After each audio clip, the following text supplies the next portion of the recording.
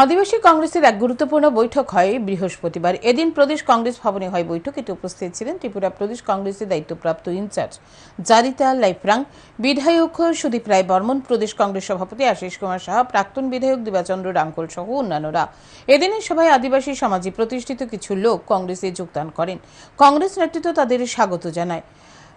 আলোচনা সভায় ADC ভিলেজের council নির্বাচনের বিষয়েও, যদিও কবে নাগাদ নির্বাচন হবে তা এখনো জানা যায়নি। এদিকে বৈঠকে সাংবাদিকদের সঙ্গে কথা বলতে গিয়ে প্রদেশ কংগ্রেস সভাপতি ত্রিস্তর পঞ্চায়েত নির্বাচন নিয়ে অভিযোগ করেন।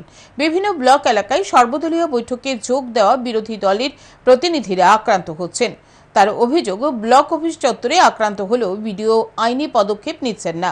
আশিসবাবু দাবি জানান, গণতান্ত্রিক উপায়ে হাতে নির্বাচন সংগঠিত হয়। পঞ্চায়েত নির্বাচনে বামেদের সঙ্গে জোট নিয়ে আশিসবাবু বলেন, এর দায়িত্ব স্থানীয় স্তরে দেওয়া হয়েছে। স্থানীয় স্তরের নেতৃত্ব যে সিদ্ধান্ত নেবে তাতে শিলমোহর দেবেন প্রদেশ কংগ্রেস নেতৃত্ব।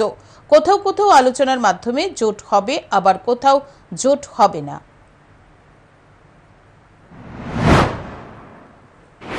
পঞ্চায়েত স্তরে নির্বাচন একদম তৃণমূল স্তরে আমরা স্থানীয় নেতৃত্বদের তাদেরকে নির্দেশ করেছি, প্রদান করেছি।